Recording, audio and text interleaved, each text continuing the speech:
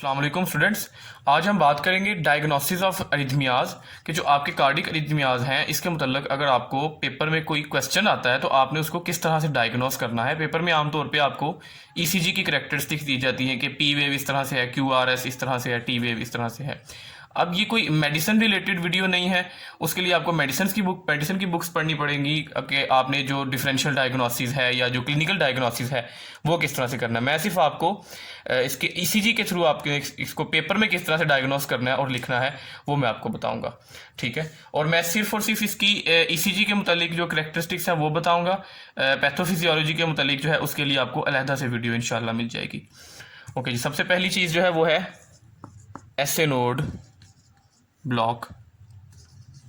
ऐसे node block का अगर कोई क्वेश्चन आता है तो आपने उसको किस तरह से, कौन से कीवर्ड्स ऐसे हैं जिनके थ्रू आप ऐसे नोड ब्लॉक को डायग्नोस कर सकते हैं, ठीक है। सबसे पहले अगर जहां पे लिखा गया हो कि पी वेव जो है वो सेसेशन हो गई है उसकी, या एब्सेंट पी वेव है, या sudden cessation of P wave है, तो वहां पे आपको आपके माइंड में आना चाहिए कि यहाँ पे ऐसे नोडल ब्लॉक हो रहा है, ठीक है। लेकिन इसकी जो सबसे इंपॉर्टेंट चीज़ है वो ये है कि क्यूआरएस कॉम्प्लेक्स ये एब्सेंट नहीं होता। क्यूआरएस कॉम्प्लेक्स हमेशा प्रेजेंट होता है, डिलेड होता है लेकिन प्रेजेंट ज़रूर होता है, ठीक है। तो इसकी ईसीजी कुछ इस तरह से बनेगी कि ये पी वेव एक नॉर्मल आया क्यूआरएस टी, और उसके बाद दोबारा पी वेव, तो अब थोड़ा सा जो है ना पी वेव आ गई लेकिन क्यूआरएस कॉम्प्लेक्स थोड़ा सा लेट आएगा, ठीक है।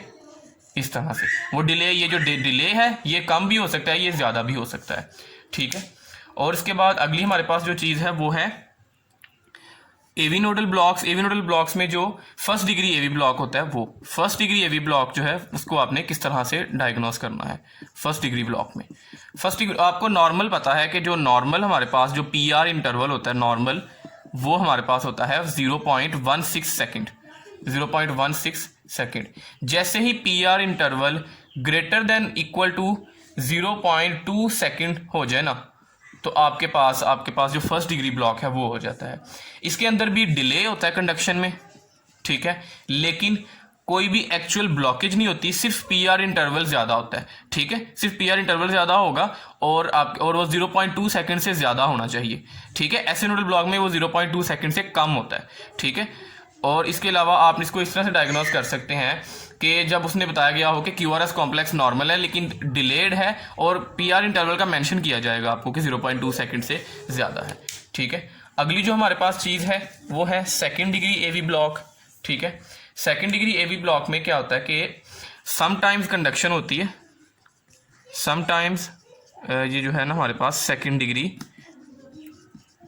एवी नोडल ब्लॉक, ठीक है। इसके अंदर हमारे पास होता है कि समटाइम्स कंडक्शन और समटाइम्स नहीं होती कंडक्शन, ठीक है। और इसके अलावा इसके अंदर ये है कि जो क्यूआरएस कॉम्प्लेक्स है ना वो ड्रॉप्ड क्यूआरएस कॉम्प्लेक्स होता है, यानी मिसिंग होता है, ठीक है। 3-4 पी वेव्स आई हैं और उनके साथ क्यूआरएस आया, फिर एक पी वेव ऐसी आएगी जिसके साथ क्यूआरएस कॉम्प्लेक्स ड्रॉप हो जाएगा, ठीक है। इसकी दो टाइप्स होती हैं आगे मजीद, इसकी दो टाइप होती हैं, टाइप 1 और टाइप 2। टाइप 1 में क्या होता है, टाइप 1 के सबसे जो स्ट्राइकिंग फीचर है, जो इसका हॉल मार्क है वो ये है कि प्रोलॉन्ग डायलेशन होती है, prolong dilation of PR interval, और उसके बाद फिर एक क्यूआरएस कॉम्प्लेक्स मिस हो जाता है, ठीक है। उसके बाद फिर से प्रोलॉन्ग डायलेशन, फिर से मिसिंग हो जाता है, फिर से प्रोलॉन्ग डायलेशन और फिर से मिसिंग हो जाता है, ठीक है। जहाँ पे भी prolong dilation of PR interval का नाम आएगा वो टाइप 1 ब्लॉक होगा, और ये आमतौर पे बिनाइन कंडीशन होती है, इसके लिए कोई स्पेसिफिक थेरेपी की ज़रूरत नहीं होती, ठीक है।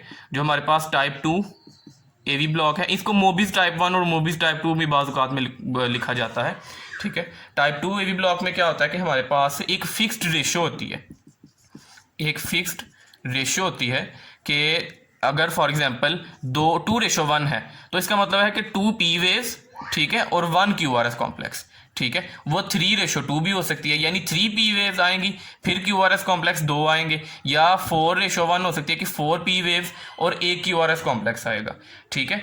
और ये हमेशा एबनॉर्मेलिटी ऑफ एवी बंडल जो है ना, बंडल ऑफ हिज, उसकी अबनॉर्मेलिटी होती है, ठीक है। बंडल ऑफ हिज की अबनॉर्मेलिटी जो टाइप 1 है इसके अंदर वो मेंशन भी कर सकता है कि ये एवी नोड की अबनॉर्मेलिटी होती है, एवी नोड की, ठीक है। लेकिन यहाँ पे abnormality of bundle of his या एवी बंडल भी इसको कहते हैं, ठीक है।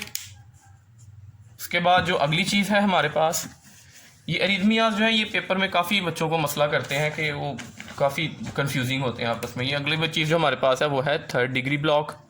ठीक है, थर्ड डिग्री ब्लॉक को आपने किस तरह से पेपर के अंदर डायग्नोस करना है। ठीक है, आपके पास जो थर्ड डिग्री ब्लॉक में जो वर्ड्स यूज़ किए जाएंगे ना, वो ये है कि आपके पास जो पी वेव्स और जो क्यू आर एस कॉम्प्लेक्स है ये टोटली डिसोसिएटेड होंगे फ्रॉम ईच अदर। ठीक है, कि पी वेव्स आ रही हैं फिर क्यू आर एस आ रहा है, कोई आपस में इनका कोई रिलेशनशिप नहीं होगा। ठीक है, बिल्कुल बहुत बिजार किस्म की ईसीजी होगी। ठीक है, लेकिन उसमें यह है कि आपने बिजार ईसीजी तो एट्रियल फिब्रिलेशन या वेंट्रिकुलर फिब्रिलेशन में भी होती है, लेकिन यह कि वहाँ पे कोई वेव नहीं होती। यहाँ पे वेव फॉर्म होती है लेकिन वो आपस में एक दूसरे के साथ रिलेटेड नहीं होती। ठीक है, और यहाँ पे फिनोमिना होता है वेंट्रिकुलर एस्केप का। ठीक है, ये भी एक बहुत इंपॉर्टेंट आपका अलहदा से एक क्वेश्चन है, आपसे पूछा जाएगा ये लाजमी तौर पे, वेंट्रिकुलर एस्केप।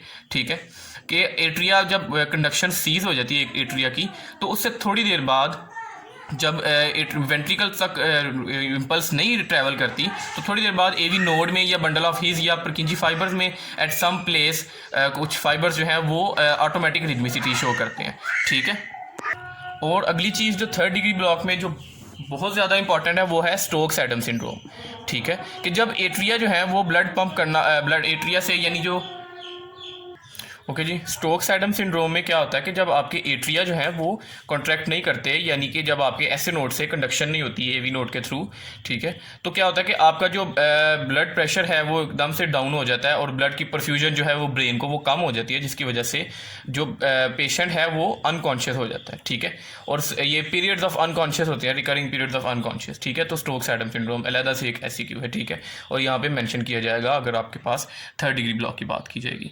ठीक है, इसके बाद जो बाकी के ब्लॉक्स हैं वो मैं आपको नेक्स्ट वीडियो में इंशाल्लाह बताता हूँ।